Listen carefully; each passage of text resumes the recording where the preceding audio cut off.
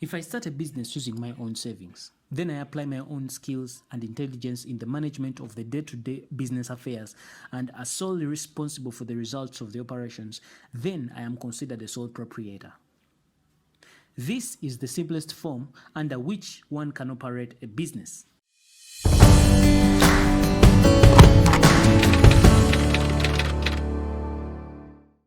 Sole proprietorship is more like one man's show. The business is owned and run by one individual. It means the business is the individual and the individual is the business. Here are some of the characteristics of sole proprietorship. Single ownership and one-man control. Like I had pointed out earlier, with this kind of business entity, it is the sole proprietor that is responsible for the operations and the results of the business depend on him. Unlimited liability. Sole proprietorship is not exactly a legal entity. It's just an individual that owns the business and is personally liable for its debts.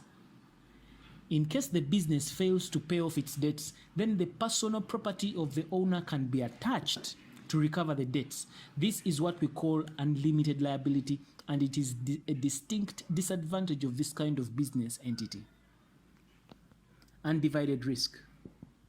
Of course, if the business is you and you are the business, you bear all the risk alone. Now, this is related to what I've talked about before.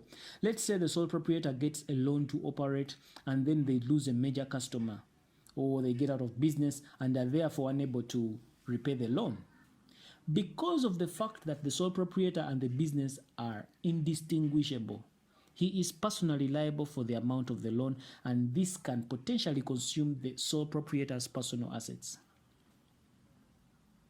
The owner and the business are the same. Legally, there is no separation between the owner and the business.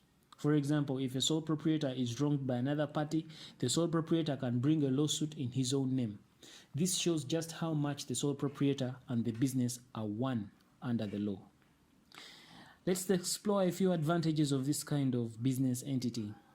Of course, being a sole proprietor, it's very easy to make decisions, and that is one major advantage about being a sole proprietor. You don't have to consult anyone, you just wake up, you get an idea, you make a decision, and that's it. The other thing is it's easy to start. It's easy to begin and dissolve. Sole proprietorship is so easy to start. There is no filing required to start a sole proprietorship. All you have to do is simply start. When you just start your business activity as a sole proprietor, like selling goods, it is that business activity that automatically raises your status as a sole proprietor. The same is true if you want to stop. You simply stop showing up and that's it. There is direct motivation because of unshared profits. Yes, the proprietor bears the entire risk in the case the business fails. But also, in case the business makes profits, these profits are solely enjoyed by the sole proprietor, and that's a huge motivator. It is flexible.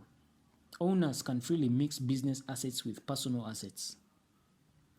Then there's also a level of privacy and secrecy enjoyed when you're sole proprietor.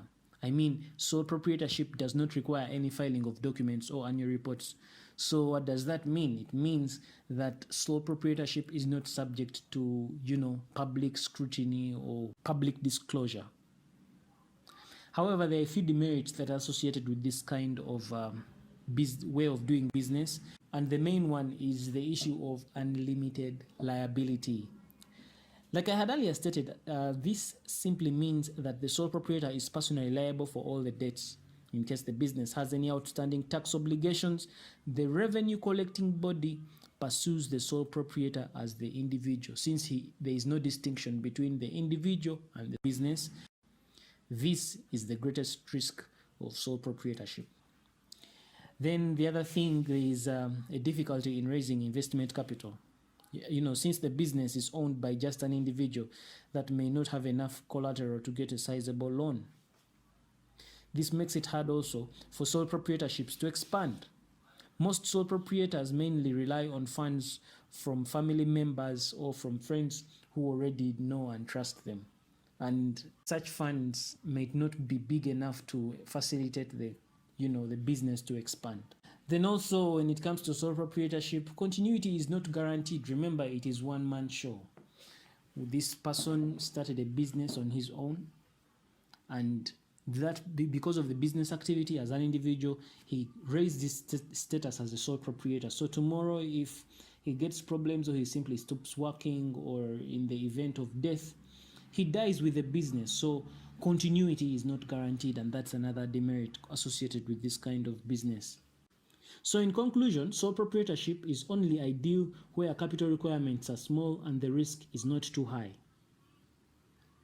It's ideal where the quickness of decision making is very important, and also where the customers need personal attention via taste and fashion. It's also important to note that a sole proprietor is a business owned and managed by a single individual. It might have multiple people operating in it, but it must have one owner. Then another key takeaway here is that they are the easiest to form and they are the easiest to dissolve. A sole proprietorship is established when the owner begins operating his business. So the sole proprietorship is maintained as long as the owner keeps doing business.